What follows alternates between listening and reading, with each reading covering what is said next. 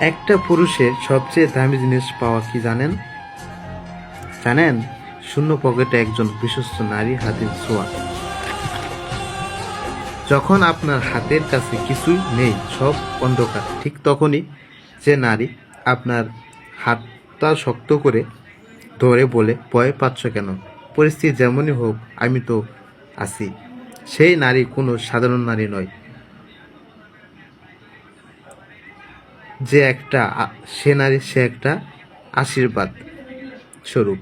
রূপবতী নারী অনেক পাওয়া যায়, কিন্তু বিপদের দিন হবে, ছায়ার মতো লেগে থাকবে পাশে, এমন নারী জীবনে একবারে আসে। আর যদি পাও, সঙ্গী করে নাও। সবাই খালি পকেটে হাত উঠতে পারে না, স্বার্থের জন্য সবাই নারীরা স্বার্থের জন্য চলে যায়। এজন্য সেটাই তোমার জন্য ভালো হবে।